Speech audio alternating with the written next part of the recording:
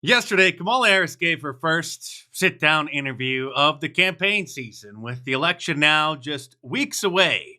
I guess her first one-on-one sit-down interview, which of course was taped and edited and then aired later on MSNBC, where she demonstrated that she learned a new word. And assistance to state and local governments around transit dollars. And looking holistically at the connection between that and housing.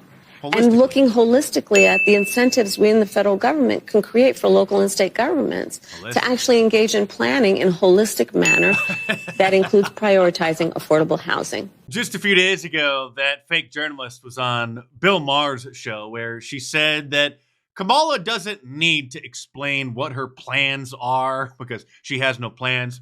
People need to just vote for her because she's not Donald Trump.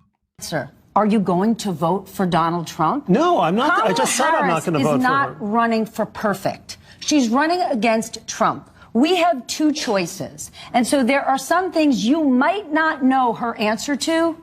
And in 2024, unlike 2016 for a lot of the American people, we know exactly what Trump will do, who he is, and the kind of threat he is to democracy. I don't know. So it's unclear to me how there could be an informed... The problem that a lot of people... And then one stunning moment in the interview, Stephanie Ruhle, deep down inside, remembered that she was once a journalist and asked Kamala a real question. Expanding that child tax credit, or you mentioned housing before, giving that extra money for a first home. If you can't raise corporate taxes, or if GOP takes control of the Senate. You can see how sad Kamala is. She's like, oh no, you're not really asking me a real question, are you? Where do you get the money to do that? Do you still go forward with those plans and borrow?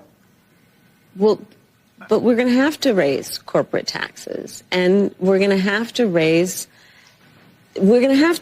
make sure that the biggest corporations and billionaires pay their fair share.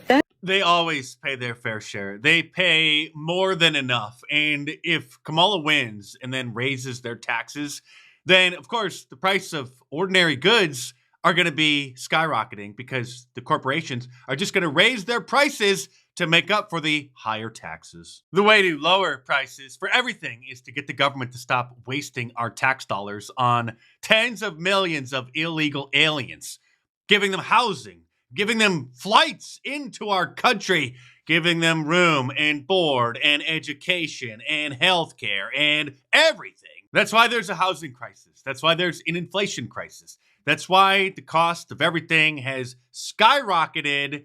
But Kamala is going to increase corporate taxes, which of course will then cause the problem to get worse. Kamala Harris may actually be dumber than Alexandria Ocasio-Cortez. It's a toss-up. And I tried to watch this entire interview. I just couldn't do it. Listening to Kamala Harris is worse than listening to static on an unused AM radio station.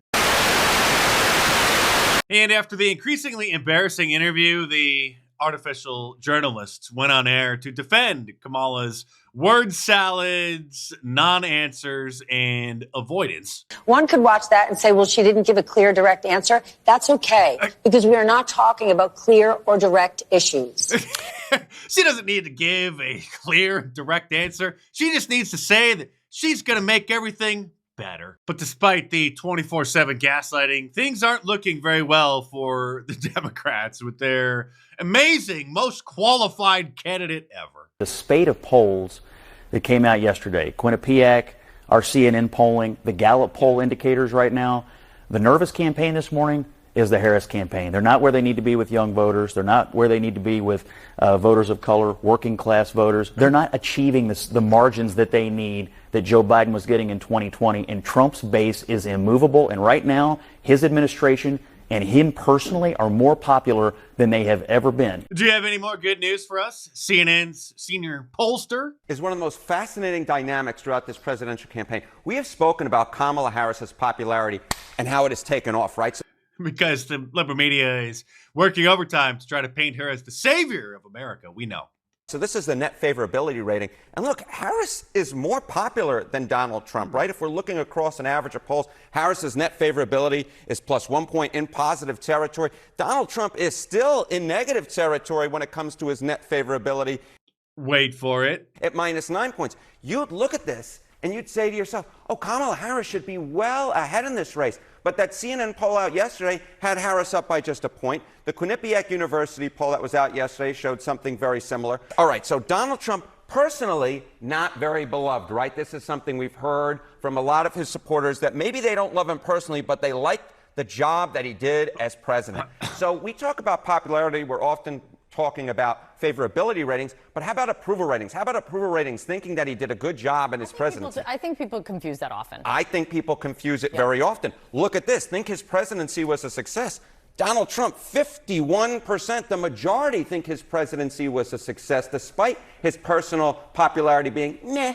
Look at this for Joe Biden, way down at 37%. I think that this is a real drag on Kamala Harris, despite her own personal popularity, while Donald Trump, with thinking his presidency is a success, I think the net favorability ratings don't actually get into the fact that there are a lot of folks who like the job he did as president, but don't necessarily like him personally. He's absolutely right, because, well, we may love Trump's mean tweets and his sometimes immature antics. Many Republicans don't, but they're able to look past that. His personality flaws and any genius, I think, has equal size flaws.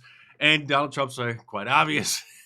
Sometimes he is his own worst enemy, if we're going to be honest.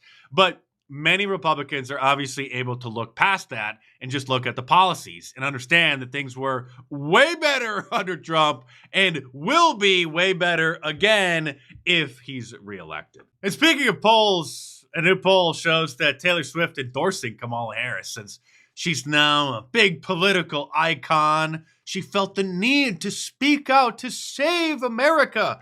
That actually caused Kamala to lose favorability. It also caused Taylor Swift to lose a lot of fans, because probably nearly half of her audience are conservatives.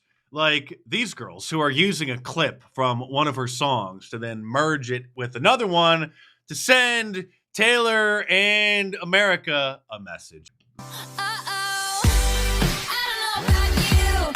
Voting Donald Trump, baby.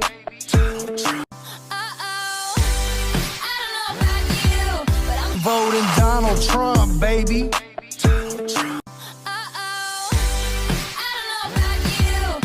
Voting Donald Trump, baby. Good choice, girls. We got to try to save America and save the cats and the dogs from the Haitian migrants. And if you want to spread the word and support my channel and get a great shirt, order my new Cat Lives Matter shirt from my online store, markdice.com, or click the link in the description below and check it out. They're eating the dogs. They're eating the cats. Eat the cat. Eat the cat.